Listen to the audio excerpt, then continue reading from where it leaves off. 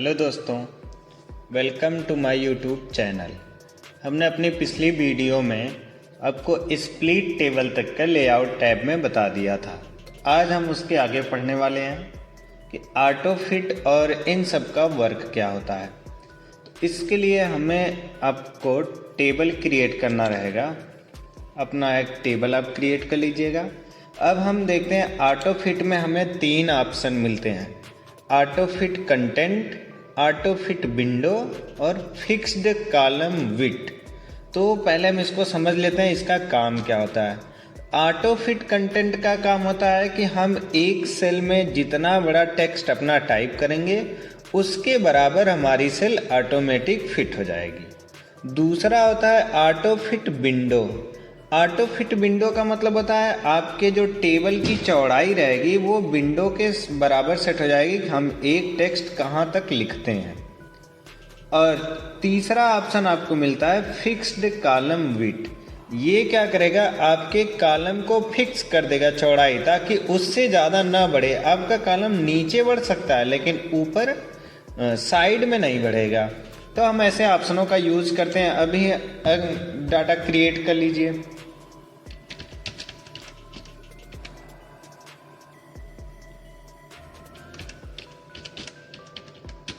Employ name post.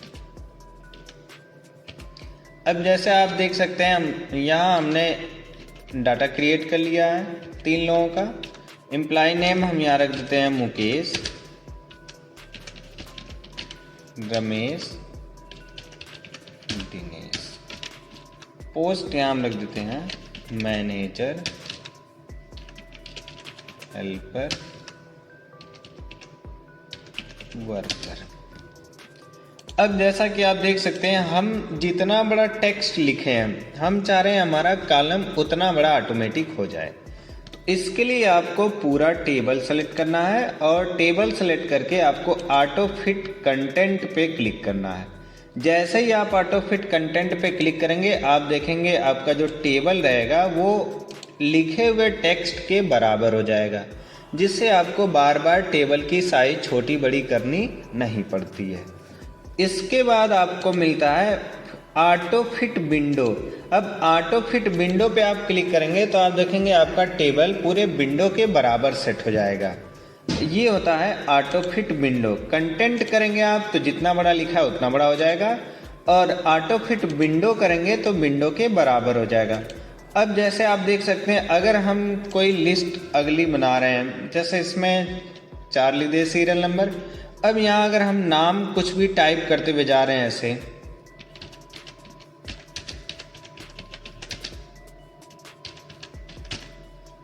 और इसी में आगे कुछ चीज़ें हम ऐसे टाइप कर देते हैं। अब इसमें आप देखेंगे आपका कॉलम बढ़ता हुआ जा रहा है। तो अगर हम चाहते हैं ये कॉलम ना बढ़े, इसकी हम फिक्स कर दें दूरी, तो उसके लिए आपको तीसरा ऑप्शन यूज़ करना रहता है फिक्स्ड कॉलम विड्थ। इस पे जब आप क्लिक करेंगे तो अब आप देखेंगे आपके कॉलम की चौड़ाई नहीं बढ़ेगी। देखिए नीचे की तरफ कॉलम जाएगा लेकिन चौड़ा नहीं होगा, क्योंकि इस कॉलम की चौड़ाई हम फिक्स कर दिए हैं। तो ऐसे आप इन तीनों ऑप्शनों का यूज़ कर सकते हैं। अब उसके आगे हम बात करते हैं सेल की साइज। अब हमें सेल की अगर ऊंचाई बढ़ानी है तो हम यहाँ से ऊंचाई बढ़ा सकते हैं। ऐसे देखिए जितना चाहे उतना हम कम ज़्यादा अपने हिसाब से रख सकते हैं। और ये उसकी चौड़ाई है, यहाँ से हम उसे चौड़ा कर सकते हैं और पतला कर सकते हैं। तो आप देख सकते हैं यहाँ से हम कम ज़्यादा कर सकते हैं। ये सेल की साइज होती है, लंबाई और चौड़ाई। उसके बाद हमको मिलता है डिस्ट्रीब्यूट रो, डिस्ट्रीब्यूट कॉलम। इनका काम क्या होता है? डिस्ट्रीब्यूट रो का काम होता है सभी रो को बराबर करना, और डिस्ट्रीब्यूट कॉलम का काम होता है सभी कॉलम को बराबर करना। तो अब जैसे आप यहाँ देख सकते हैं, अगर हम टेबल को सेलेक्ट करके डिस्ट्रीब्यूट रो पे क्लिक करें तो आप देखेंगे अब आपके हर एक रो की साइज बराबर है। ऐसे हम एंटर कर देते हैं, देखिए डिस्ट्रीब्यूट रो। अब डिस्ट्रीब्यूट रो करने पे आप यहाँ देख सकते हैं हर एक रो की साइज बराबर हो गई है। लेकिन अभी कॉलम हमारा छोटा बड़ा है, तो कॉलम छोटा बड़ा करने के लिए आपको ऑल टेबल सेलेक्ट करके डिस्ट्रीब्यूट कॉलम्स पे क्लिक करना है, जिससे आपके कॉलम की साइज बराबर हो जाएगी। अब आप देख सकते हैं आपका कॉलम चाहे छोटा लिखा हो चाहे बड़ा लिखा हो, पूरे की साइज बराबर हो जाएगी।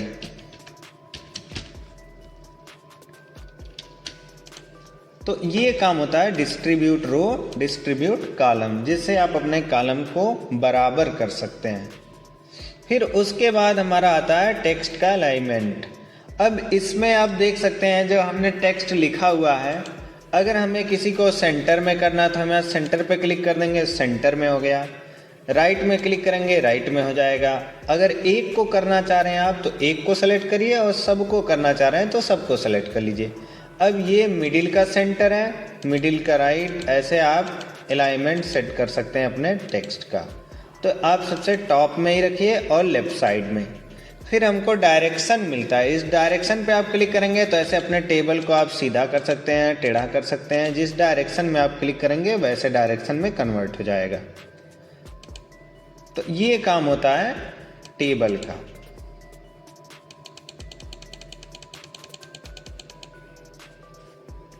फिर उसके बाद हम सेल मार्जिन, आप सेल की मार्जिन सेट कर सकते हैं। जैसे मान लीजिए ये हमारी सेल है एक, इस सेल की हमें मार्जिन सेट करनी है, तो हम सेल मार्जिन पे क्लिक करेंगे और टॉप में कितना रखना है, बॉटम में कितना रखना है, लेफ्ट में कितना रखना है, इतना रख के आप अगर ओके कर देंगे तो आप देखेंगे आपके सेल की मार्जिन बड़ी हो जाएगी।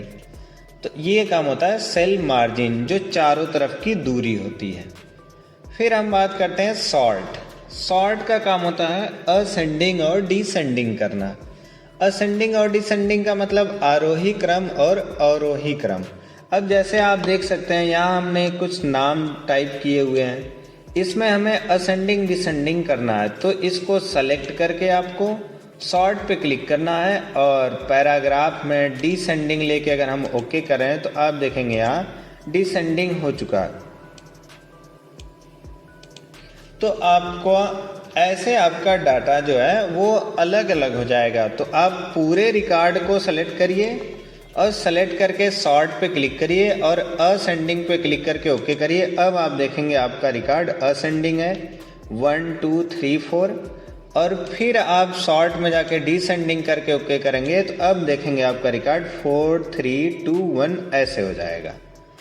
ये काम होता है सॉर्ट का, डाटा को असेंडिंग और डिसेंडिंग करना। उसके बाद हम बात करते हैं repeat header row. Repeat header row का काम क्या होता है कि आप सबसे पहले रो के डेटा को दूसरे टेबल के रो में भी आप रिपीट कर सकते हैं।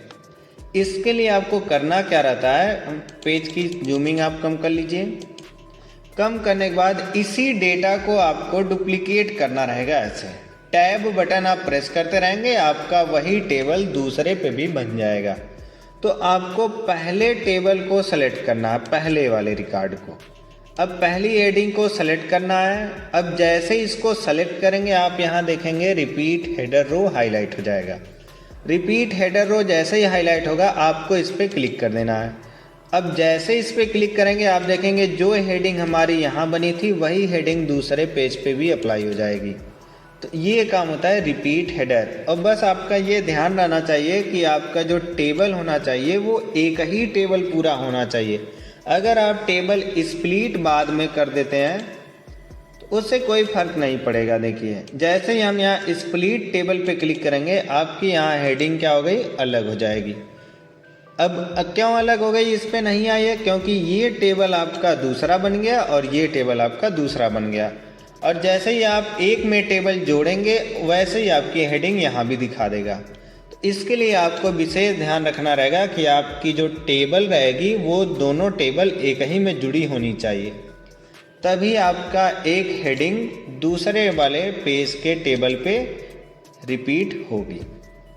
फिर उसके आगे हम बात करते हैं कन्वर्ट टू टेक्स्ट। अब जैसा कि आप देख सकते हैं जो हमारा रिकॉर्ड बना था इसे हमें कन्वर्ट करना है टेक्स्ट में। टेक्स्ट में कन्वर्ट करने के लिए आपको टेबल क्रिएट कर लेना है। टेबल क्रिएट करने के बाद आपको पूरे रिकॉर्ड को सेलेक्ट करना है। सेलेक्ट करने के बाद आपको कन्वर्ट टू टेक्स्ट पे क्लिक करना है। जैसे ही आप इस पे क्लिक करेंगे अब आपके सामने कई ऑप्शन आएंगे, पैराग्राफ मार्क, टैब मार्क, कामा या अदर कोई सिंबल। तो अब आप अपने टेक्स्ट को किस में कन्वर्ट करना चाह रहे हैं, कामा फॉर्मेट में या कोई अदर फॉर्मेट में, टैब फॉर्मेट में। तो हम यहाँ से ले लेते हैं कामा, और कामा लेके आपको ओके कर देना। अब आप देख सकते हैं ये जो हमारा रिकॉर्ड है वो कामा फॉर्मेट में कन्वर्ट हो गया है। और जैसे ये कामा फॉर्मेट में कन्वर्ट होगा तो फिर वापस इसे टेबल में आपको लेके जाना पड़ गया। तो आपको पहले ही हमने अपनी पिछली वीडियो में बता दिया था कि टेबल में एक ऑप्शन आपको मिलता है कन्वर्ट टेक्स्ट टू टेबल। इस पे क्लिक करके आप ओके कर देंगे तो आपका फिर से रिकॉर्ड टेबल में कन्वर्ट हो जाएगा। तो ऐसे आप अपने रिकॉर्ड को टेबल से जो है टेक्स्ट फॉर्मेट में और टेक्स्ट फॉर्मेट से टेबल फॉर्मेट में आसानी से बदल सकते हैं, जिसके लिए आपको पहले अपने रिकॉर्ड को सेलेक्ट करके लेआउट में जाके कन्वर्ट टू टेक्स्ट करना है और कोई भी एक ऑप्शन, जैसे इस बार हम अदर सेलेक्ट कर ले रहे हैं और यहाँ हम प्रेस कर देना है परसेंट और ओके कर देना है। तो अब आप देख सकते हैं आपका जो पूरा रिकॉर्ड है वो परसेंट में कन्वर्ट हो गया है। लेकिन जहाँ जहाँ हमारी हेडिंग डाटा बने थे वहाँ परसेंटेज का निशान लग जाएगा। फिर वापस इसे सेलेक्ट करने के लिए आपको इंसर्ट में जाना है, टेबल में जाना है और कन्वर्ट टेक्स्ट टू टेबल जब आप करेंगे तो आपका ये जो रिकॉर्ड है वापस से टेबल में कन्वर्ट हो जाएगा। ये काम होता है कन्वर्ट टू टेक्स्ट, टेबल के रिकॉर्ड को टेक्स्ट फॉर्मेट और टेक्स्ट फॉर्मेट के रिकॉर्ड को टेबल के फॉर्मेट में। अब उसके आगे हमको मिलता है फार्मूला। आप टेबल में फार्मूला लगा सकते हैं। उसके लिए आपको रिकॉर्ड बना लेना है, नया टेबल इंसर्ट कर लेना है। टेबल में जाके आप टेबल इंसर्ट कर लीजिए। अब जैसे आप देख सकते हैं यहाँ हो गया हमारा सीरियल नंबर, यहाँ हो गया गुड्स नेम, फिर उसके बाद क्वांटिटी, रेट पर पीस। इसके आगे हमें एक और कॉलम की आवश्यकता पड़ रही है। तो हमने पिछली वीडियो में आपको बता दिया था कि इंसर्ट का यूज़ करते हैं रो और कॉलम लाने के लिए। तो हम यहाँ से करते हैं इंसर्ट राइट। तो आप देखेंगे यहाँ एक कॉलम और आ जाएगा जिसमें हम लिख देते हैं टोटल अमाउंट। टोटल अमाउंट लिखने के बाद यहाँ हम सीरियल नंबर 1, 2, गुड्स का नाम दे देते हैं माउस, कीबोर्ड, क्वांटिटी रखते हैं यहाँ 20 और यहाँ रखते हैं 40, रेट रखते हैं इसका 150, इसका 350। ऐसे आपको रिकॉर्ड क्रिएट कर लेना है।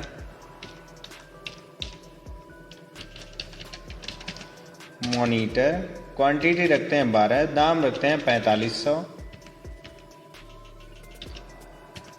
यहाँ रखते हैं CPU 5 CPU, दाम रखते हैं 6500। यहाँ हम रख देते हैं प्रिंटर,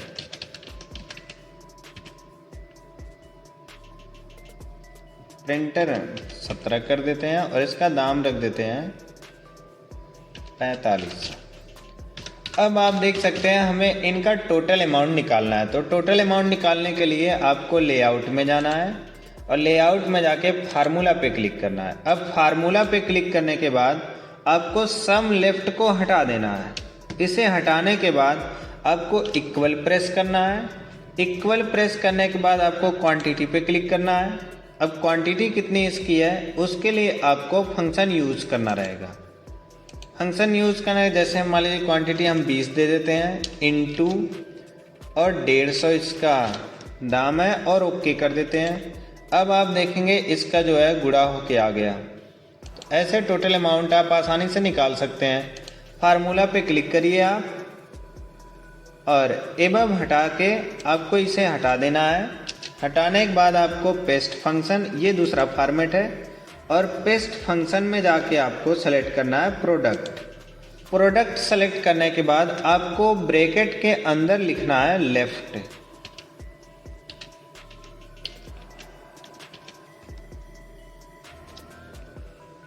जैसे ही आप लेफ्ट लिख के ओके करेंगे तो आपका यहाँ भी गुणा होके आ जाएगा, और गुणा करने के लिए आपको हमेशा प्रेस करना इक्वल 40 को सेलेक्ट करना रहेगा। तो नॉर्मली ऐसे आप नहीं कर सकते हैं, इसीलिए आपको बार बार किसका यूज़ करना रहेगा, फार्मूला।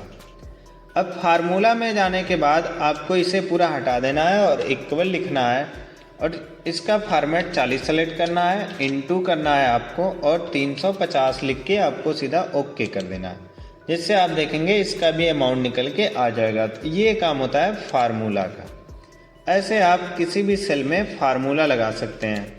किसी भी फार्मूला का यूज करना है तो आप सीधा फार्मूला पे क्लिक करिए। फार्मूला पे क्लिक करने के बाद आपको ब्रैकेट में लिख देना है लेफ्ट।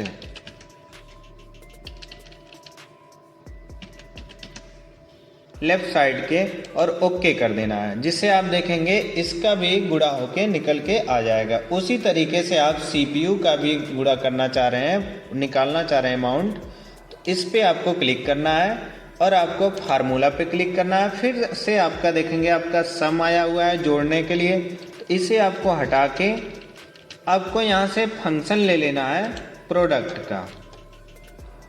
जैसे ही आप प्रोडक्ट फंक्शन सेलेक्ट करेंगे तो आपको इसमें प्रोडक्ट में लिख देना है ब्रैकेट लगा के LEFT, लेफ्ट ब्रैकेट ओपन और ब्रैकेट क्लोज कर देना, और आपको ओके कर देना है, जिससे आपका इसका भी अमाउंट निकल के आ जाएगा। तो ऐसे आप किसी का भी अमाउंट फार्मूला लगा के निकाल सकते हैं। तो लास्ट वाले का भी निकालने के लिए आपको फार्मूला पे क्लिक करना है, सम को हटा के आपको इक्वल